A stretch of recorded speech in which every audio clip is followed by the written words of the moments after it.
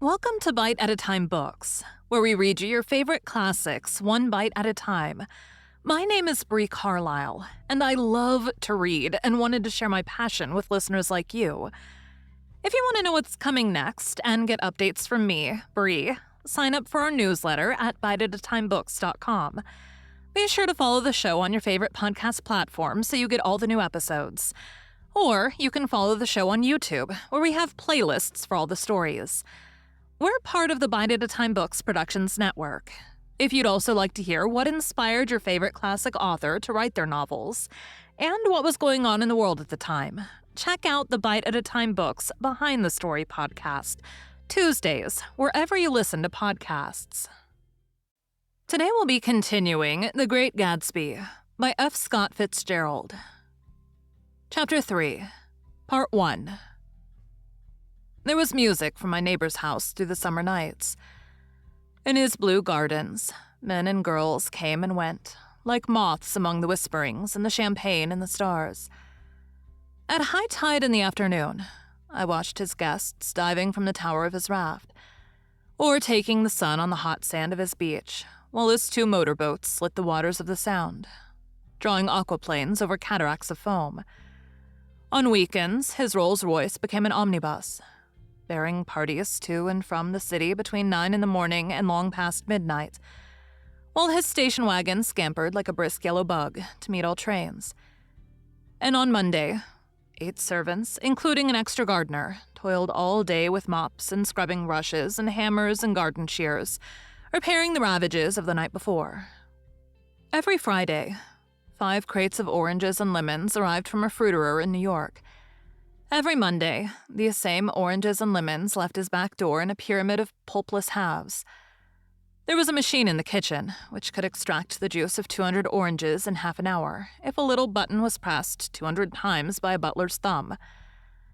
At least once a fortnight, a corps of caterers came down with several hundred feet of canvas, and enough colored lights to make a Christmas tree of Gatsby's enormous garden.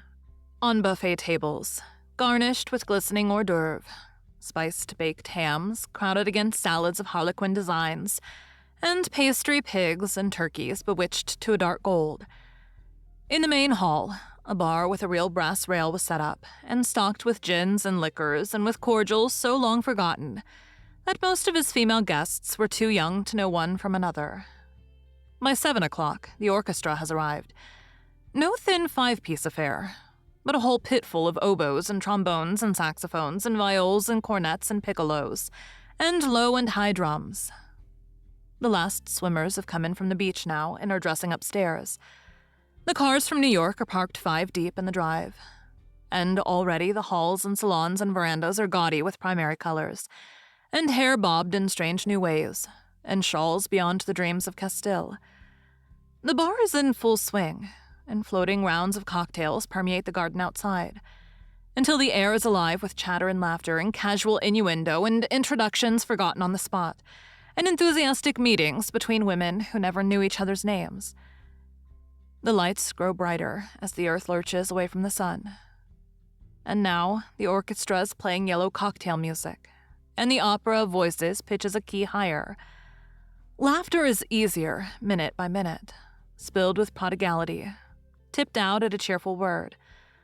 The groups change more swiftly, swell with new arrivals, dissolve and form in the same breath. Already there are wanderers, confident girls who weave here and there among the stouter and more stable, become for a sharp, joyous moment the center of a group, and then, excited with triumph, glide on through the sea change of faces and voices and color under the constantly changing light. Suddenly, one of these gypsies, in trembling opal, seizes a cocktail out of the air, dumps it down for courage, and moving her hands like Frisco, dances out alone on the canvas platform. A momentary hush. The orchestra leader varies his rhythm obligingly for her. And there's a burst of chatter as the erroneous news goes around that she is Gilda Gray's understudy from the Follies. The party has begun. I believe that on the first night I went to Gatsby's house, I was one of the few guests who had actually been invited. People were not invited. They went there. They got into automobiles which bore them out to Long Island, and somehow they ended up at Gatsby's door, Once there, they were introduced by somebody who knew Gatsby, and after that, they conducted themselves according to the rules of behavior associated with an amusement park. Sometimes they came and went without having met Gatsby at all. Came for the party with a simplicity of heart that was its own ticket of admission. I had been actually invited. A chauffeur in a uniform of robin's egg blue crossed my lawn early that Saturday morning, with a surprisingly formal note from his employer. The honor would be entirely Gatsby's, it said, if I would attend his little party that night. He had seen me several times, and had intended to call on me long before. But a peculiar combination of circumstances had prevented it. Signed J. Gatsby in a majestic hand. Dressed up in white flannels, I went over to his lawn a little after 7, and wandered around rather ill at ease among swirls and eddies of people I didn't know, though here and there was a face I had noticed on the commuting train. I was immediately struck by the number of young Englishmen dotted about, all well-dressed, all looking a little hungry, and all talking in low, earnest voices to solid and prosperous Americans. I was sure that they were selling something. Bonds, or insurance, or automobiles. They were at least agonizingly aware of the easy money in the vicinity, and convinced that it was theirs for a few words in the right key. As soon as I arrived, I made an attempt to find my host. But the 2 or 3 people of whom I asked his whereabouts stared at me in such an amazed way, and denied so vehemently any knowledge of his movements, that I slunk off in the direction of the cocktail table, the only place in the garden where a single man could linger without looking purposeless and alone.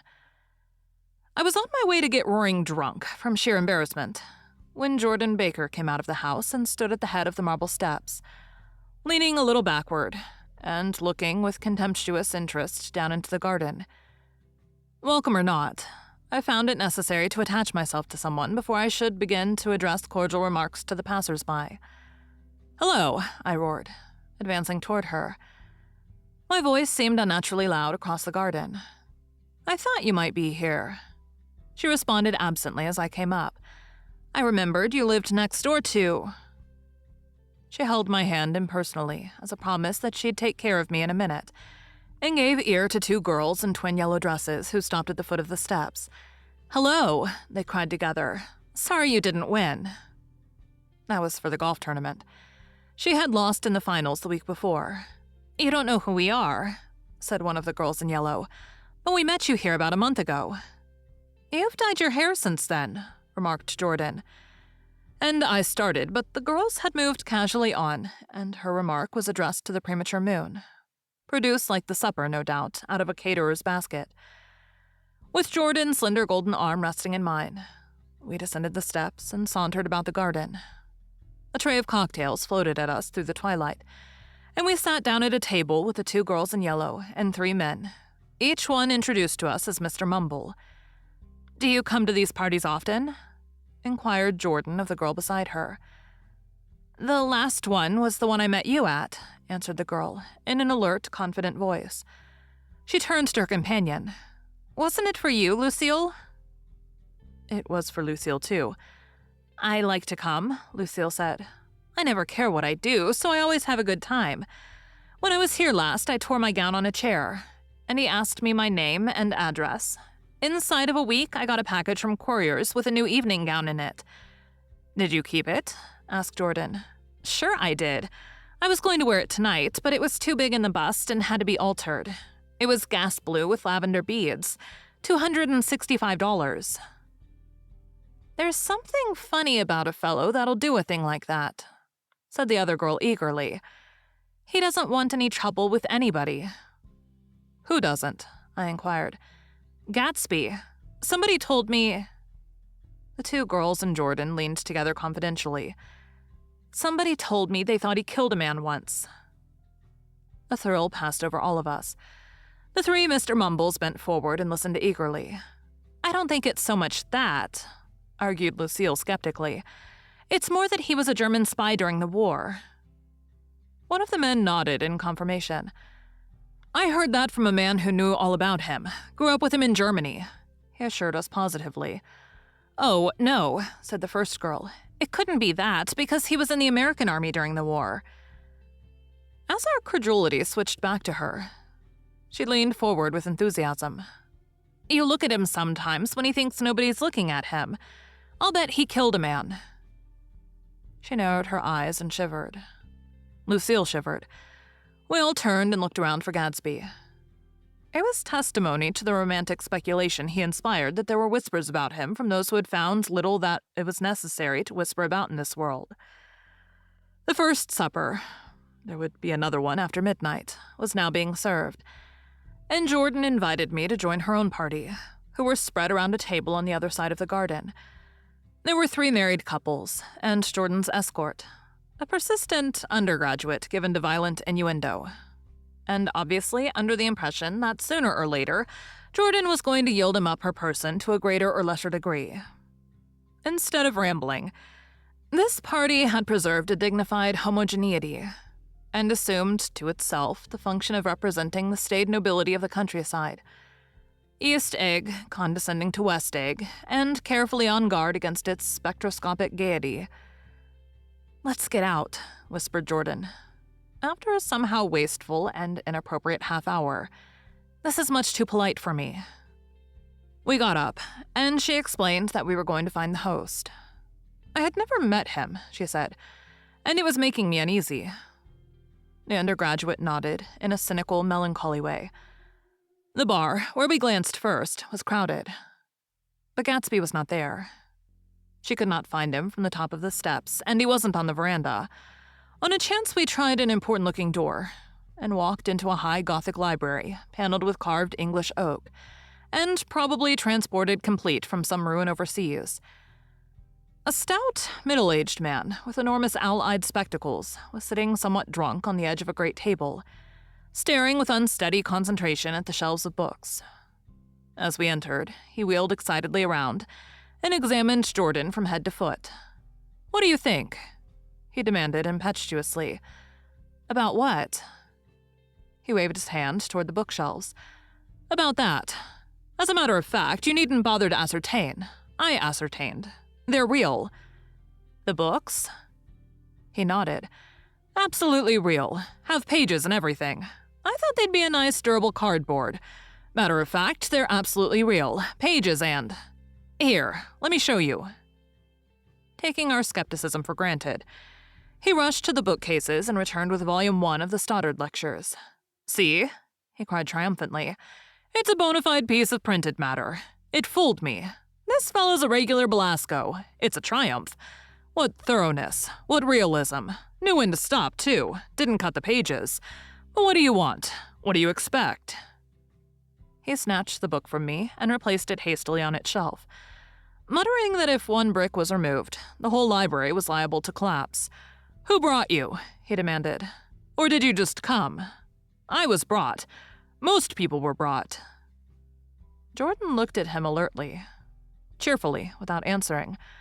"I was brought by a woman named Roosevelt," he continued.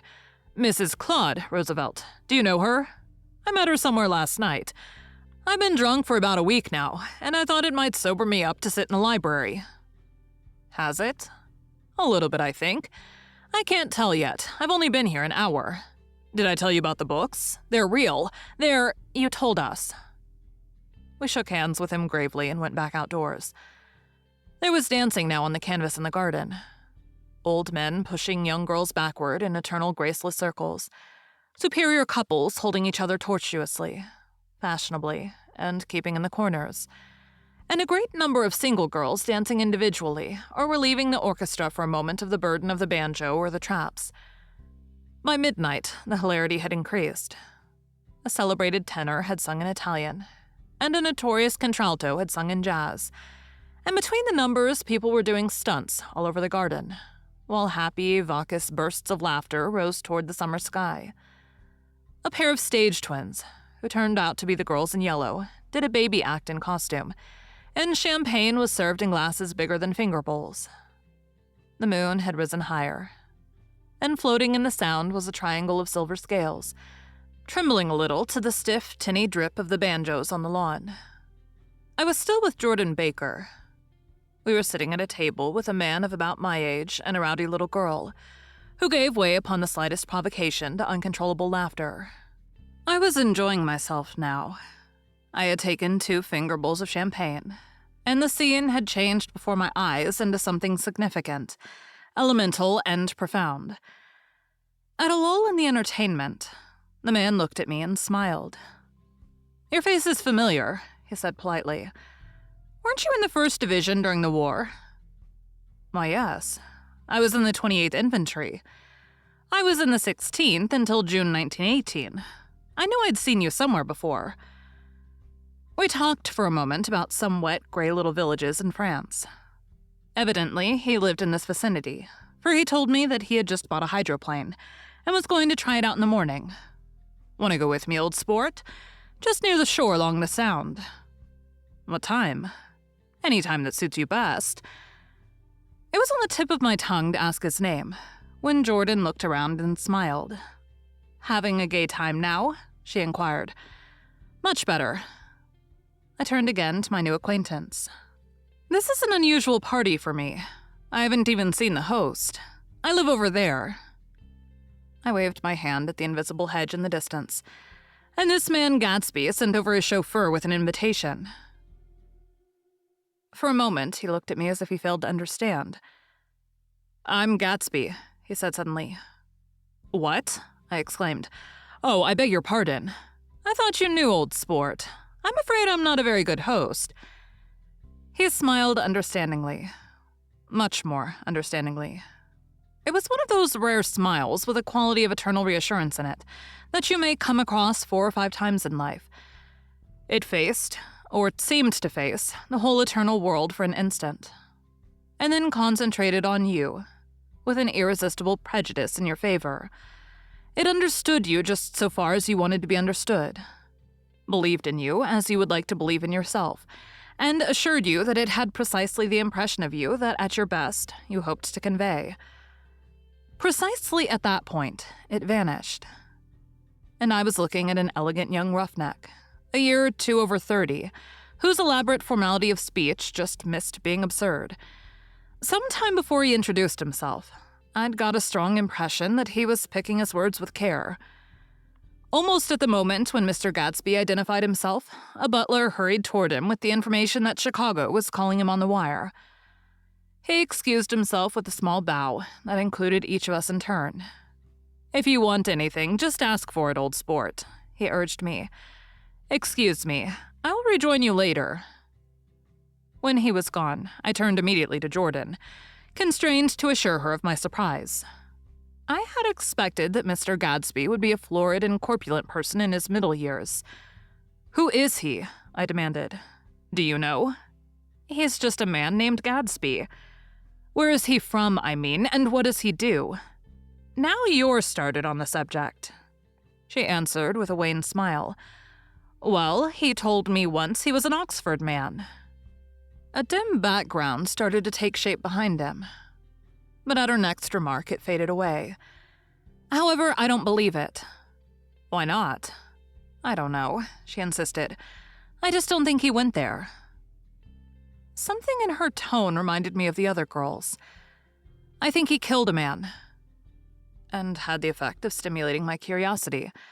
I would have accepted without question the information that Gatsby sprang from the swamps of Louisiana or from the Lower East Side of New York. That was comprehensible. But young men didn't. At least in my provincial inexperience, I believed they didn't.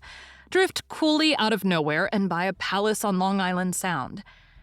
"Anyhow, he gives large parties," said Jordan, changing the subject with an urban distaste for the concrete. "And I like large parties. They're so intimate. At small parties, there isn't any privacy." Thank you for joining Bite at a Time Books today, while we read a bite of one of your favorite classics. Again, my name is Bree Carlile, and I hope you come back tomorrow for the next bite of The Great Gatsby. Don't forget to sign up for our newsletter at biteatatimebooks.com. You can check out the show notes or our website, biteatatimebooks.com, for the rest of the links for our show. We'd love to hear from you on social media at Bite at a Time Books.